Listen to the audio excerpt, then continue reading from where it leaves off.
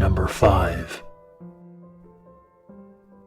When I was about 11, I had a steady babysitter named Jane. My brother and sister were 17 and 18, so they were either too cool to babysit me or busy with school around this time. Jane was their age, but I don't think her family had a lot of money, so she would babysit me almost every weekend instead of doing normal teenage stuff. My family lived in a pretty well-to-do cul-de-sac in the back of a large neighborhood. It was one of those neighborhoods where the houses got nicer the further back you went.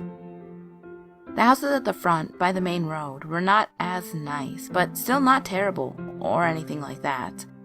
This is where Jane lived. Since I was 11 and prepubescent, I was a huge pain in the ass. But not to Jane. I looked at her more as a best friend. We did so many fun things together, and I could truly tell that Jane loved me. One Saturday night, my mom was making plans for the next week. But for the first time, Jane couldn't babysit. She had her first prom. She was very excited because the boy she had a crush on for years asked her. I knew this because she had been telling me about him since she started high school. My mother and I were both very excited for her, and I saw my mom hand her way more money than usual. Jane's eyes teared up, and she gave us both a hug and left. Since this was mid-90s, everyone got babysitters by word of mouth. My mom heard from another mother that a girl that used to babysit for her kids had just moved back to her parents' house after grad school. She lived down the street from Jane. Her name was Becky, and my mom called her up to see if she could babysit me this Saturday. Becky excitedly said yes and proceeded to ask my mom somewhat strange but not entirely alarming questions like how tall I was and what I looked like, etc. There might have been other questions, but I was just hearing my mom's side of the conversation. When she hung up the phone, my mom said to my dad, "Wow, she sure is thorough."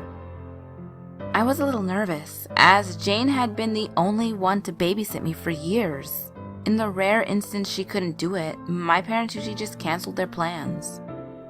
But this was a work party, and my dad was being honored, so that wasn't an option. A couple days before Becky has to come, I begged my mom to call Jane. I wanted to see if I could come over the night of prom and see her in her dress. My mom kept telling me that she wouldn't want me there and that I could see the pictures, but I insisted. So my mom called Jane and handed the phone to me. "Hey there, May. How are you?" "I'm good. I wanted to see if I can come over on Saturday and see you in your prom dress." "Of course. I'm getting my hair done, but you can come over after that, maybe around 5:30.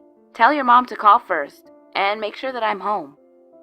"It won't be my mom. It'll be Becky." Dead silence. "Wait, what?" "Since you couldn't watch me, my mom found a girl named Becky to do it."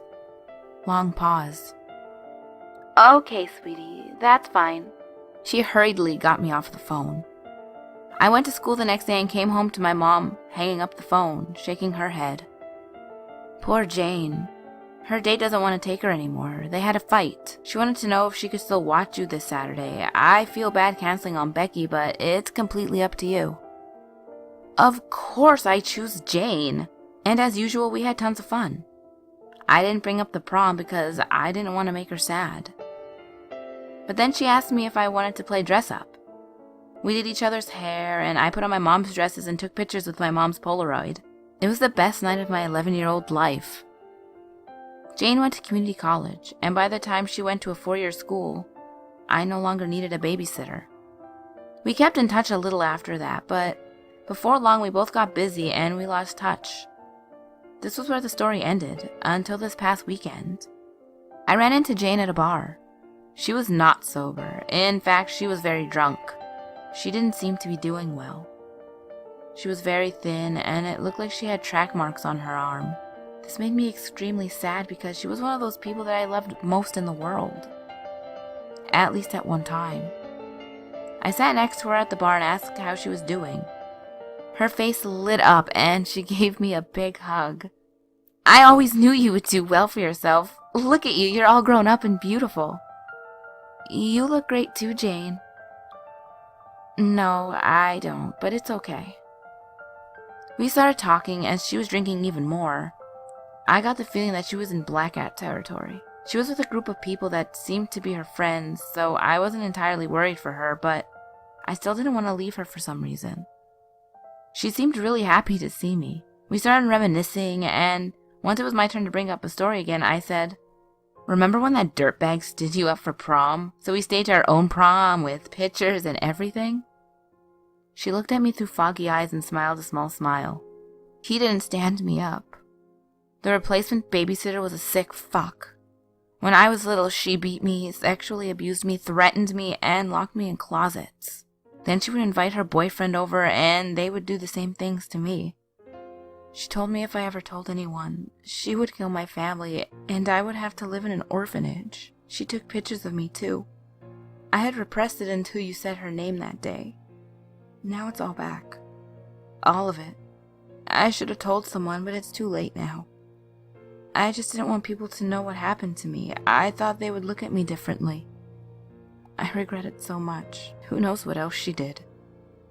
She set down her drink and gave me a hug, and a "good to see you," like she hadn't dropped a major bomb on me. She stumbled out with her boyfriend. Everything came flooding back to me. The phone conversation with Becky with all the details, Jane's silence when I mentioned Becky's name. How Jane stayed with me every single weekend until I was old enough to not need a babysitter. Some people say Jane should have told someone, but she was just a kid. She was just an extraordinary kid.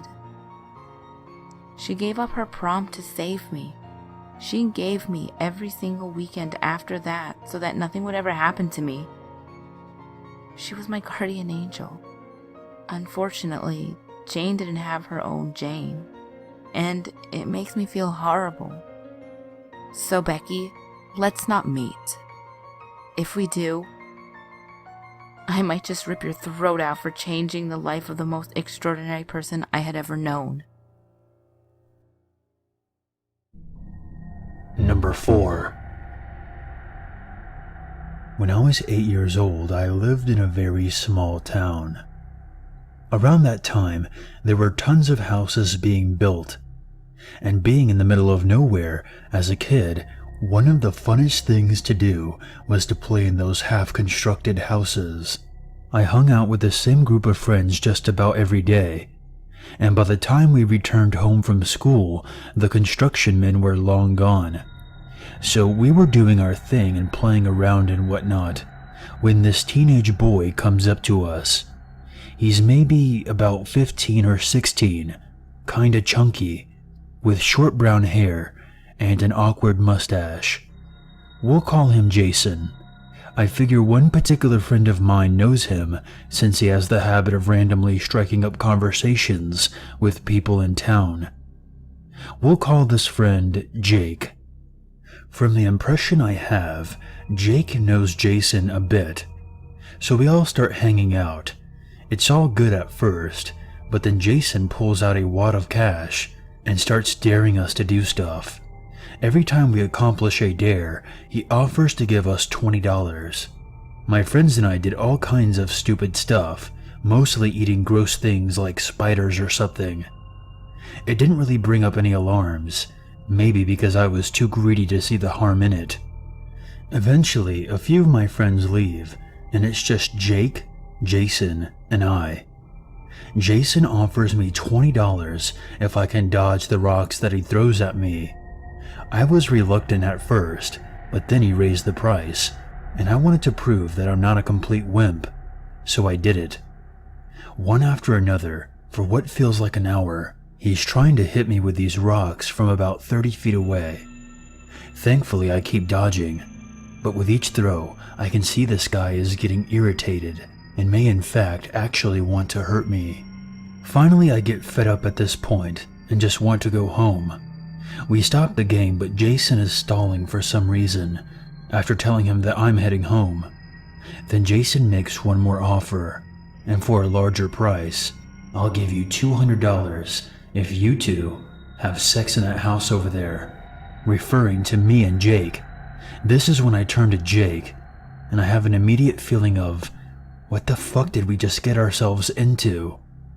We exchange a glance that can be read as, we need to leave now.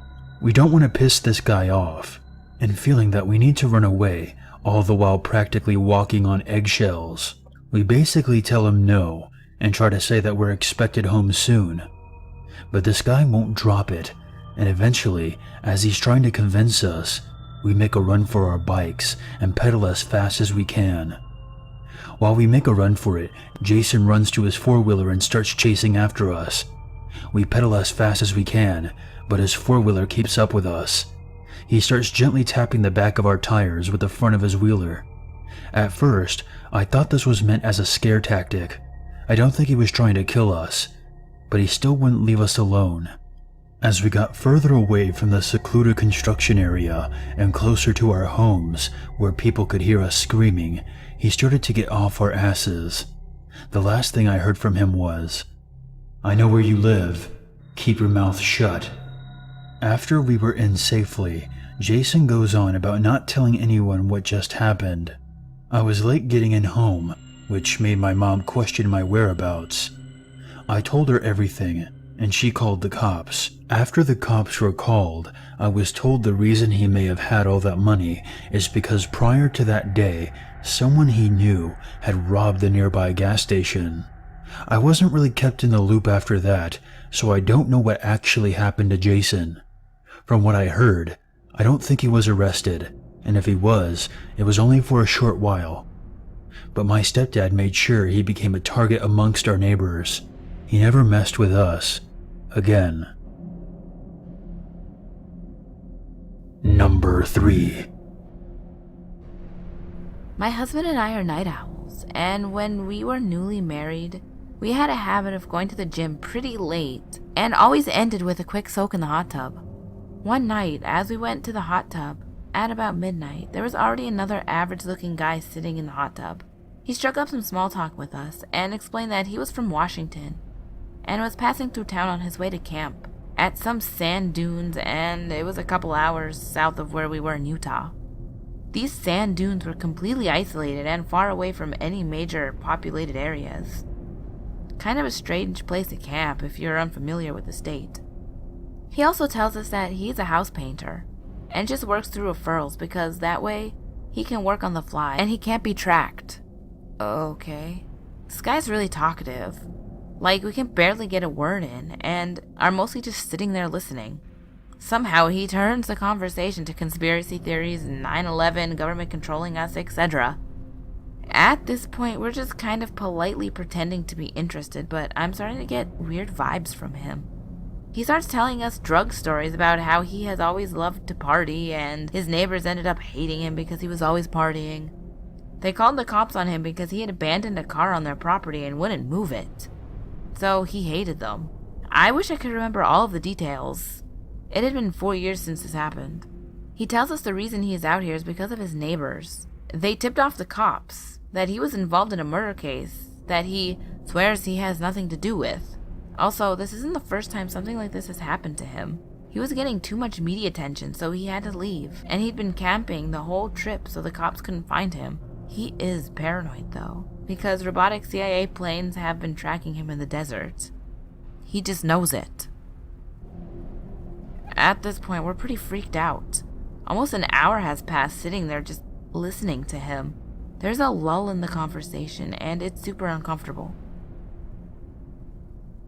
All of a sudden, this guy realizes he said too much to us, and next thing we know, he's out of the hot tub and is gone. It is late, and we're super creeped out. I remember making a mental note that there is surveillance cameras in this room, and the guy's on tape.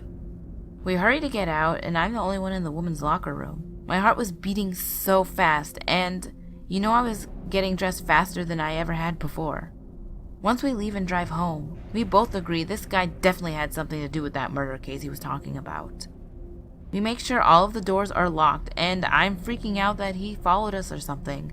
My husband is usually calm and never freaks out about this stuff, but he had his gun ready to load, just in case. Neither of us could sleep in fear that this creep was outside our apartment, and we started looking up details online.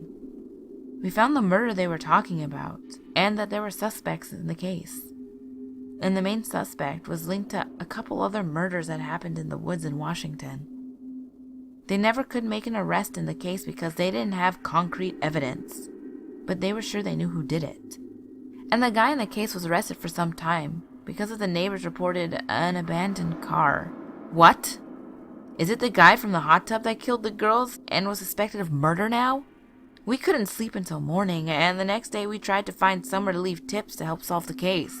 My husband sent them an email with a few details about talking to the man in the hot tub, and the day after, an agent from the FBI called him for the full story. He ended with telling him he had been really helpful and thanked him. We tried to keep up looking details on the case, but never really found anything. I have long since forgot your name, but murderer in the hot tub? Let's not meet again. Number 2. When I was about 14, I lived in a small town. My dad was on a temporary assignment. It was summer of my 8th grade year, and we were about to move back to the city. I had a friend, Lawrence, who I had met at the local middle school. Since my family was leaving in a couple of weeks, she let me stay the night over at Lawrence's house. Lawrence was a cool guy, but always tried to act tougher than he actually was. That morning, Lawrence tells me that he found a cave in the woods about 2 miles out and said, "We should go exploring." In my naive 14-year-old mind, I thought it was a great idea. I mean, what's the worst that could happen? Important to note, my friend had not been inside the cave yet. So we go to the location. It's pretty far into the woods and very hidden. When we walk in, we discover that other people had been there before. We see beer bottles, potato chip bags, and other convenience store junk. Then, a little further into the cave, we stumble on this area. This is when my nope meter started jumping. The area had a putrid smell and was lined with garbage. We saw a few needles. At the time, I didn't know what they were for. There was also a grocery bag that seemed to be their portable outhouse, and a makeshift bed. Someone was living there. I know that there are homeless people in the area, but I'm on high alert at this point. I saw some other stuff that I later came to realize were sex toys. A ball gag, rope, anal beads, among other things. I'm getting nervous at this point. We are in a potentially crazy homeless person's den. Next thing I found was beyond creepy. It looked like a photo album. I picked it up with one hand and held my flashlight with my other trembling hand. First thing I saw looked like vintage photos of a prison. Then I saw a picture of a pile of bodies. I immediately recognized this. It was a Holocaust photo. One of them was wearing a star on his uniform. The whole page was a graphic concentration camp photo. When I tried to flip the page, I noticed that the next 2 pages were stuck together. Then I saw some gooey substance. It took a second to register what I was seeing. Keep in mind, I was only 14 at the time. Then it hit me like a bag of bricks. This man was masturbating to these pictures. I froze in sheer terror because I could never actually imagine someone being that fucked up. It was hard to describe the other feeling I had, but it's the feeling you get when you experience evil in its purest form. At this point, my nope meter jumped from a 9 to about a 20. I see Lawrence right behind me. Before, I was worried if I told him that I wanted to leave, that he would call me a pussy. At this point, I didn't care. I said, "We need to get out. Now." To my surprise, he simply said, "Good idea." We noped the fuck out of there, and we didn't stop running until we got home.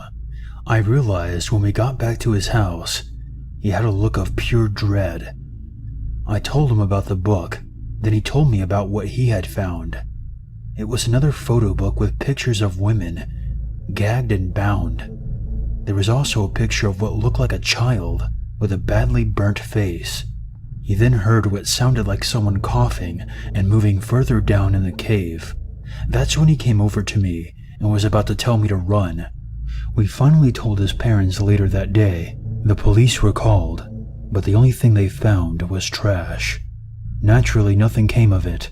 So creepy Holocaust burn victim masturbator, Let us not meet in this lifetime or the next. Number 1. When I was 14, I would spend the summer holidays away from school at home. In the small village I lived in, this meant I mainly spent my days on my own while my parents worked, watching TV and playing The Sims. My parents were generally out of the house from 8 a.m. until 5 p.m. I was raised never to answer the door to strangers. However, where I liked to sit in the living room, my chair was next to the window anyway, so I could see people on the street, and they could see me too, I guess. This day, I was watching daytime TV when I noticed a man walking down our street, as our street is a dead end, and I normally recognize everyone who walks down it, but I certainly have never seen him before. He was tall, thin, and unshaven. He was wearing a hooded jumper with his hood up and sleeves rolled up, revealing tattoos on his arms. He was carrying a large duffel bag and looking closely at each house as he passed. As I was sat watching him, I was clearly in full view of him too. He started to pass our house, and when he saw me, he smiled and turned to come up our short driveway. He came up to our front door and knocked. I knew I shouldn't have answered the door to someone I didn't know, but he had seen me, and at 14, I was afraid of being rude to an adult, so I obediently went to the door and opened it a crack. I peeked around the door and said hello. As he spoke, he pulled the duffel bag around to the front of his body and asked if my parents were home. At this point, I thought he would probably leave if I said no, but instead, he stepped towards the door and unzipped the bag. Well, the thing is, I just got out of prison, and I want to do the right thing, you know. It's hard to find a job, so I'm trying to sell some things. He started pulling towels, handkerchiefs, and other junk out of his bag. The word prison made my heart skip, and I quickly mumbled something about having no money and closed the door. He stood on the step for a minute, still talking to me about being able to help. So I went upstairs and waited for him to leave, which he did. Soon I settled back down to watch TV and forgot all about the encounter. At 5 p.m., my parents came home and took the TV, so I went up to my room. A little while later, there was a knock at the door. I came onto the landing and peered down as my mom answered.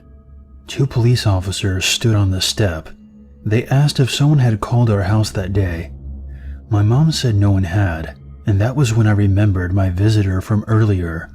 Seeing that I was young, the 2 police officers asked to come inside and talk to me. They asked me to describe the man and the conversation I had with him. They seemed kinda worried, but they kept telling me not to worry and to be honest about what happened. Once I told them what happened, they asked to speak to my parents on their own, and then they thanked me and left. I asked my parents what was going on. My mom explained to me that a few minutes after the guy came to our house, he had gone to another girl's house. She was in the shower and hadn't answered the door when he knocked. Apparently, he let himself into the house and walked upstairs. When he found her in the shower, he sexually assaulted her. With my description and the evidence from the girl, they tracked the guy down. It turned out he had just been released from prison for a similar attack on another girl.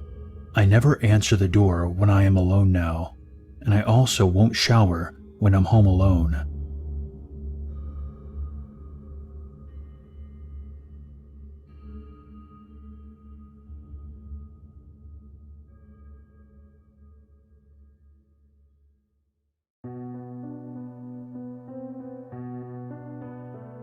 Hey guys, Unit 522 here, and I want to thank you very much for watching my video. I would appreciate it very much if you would share, like, and comment, and if you're new to this channel, become one with the Unity by hitting the subscribe button. If you have a scary story or experience that you want featured on this channel, you can always send it to my email or post it on the Free Horror Stories subreddit. The links for those can be found in the description below. If you would like to help out this channel even more, consider a PayPal donation. And for more updates, be sure to follow me on Twitter. There's nothing wrong with a little darkness in your life, as long as you never forget, there's always a reason to be afraid.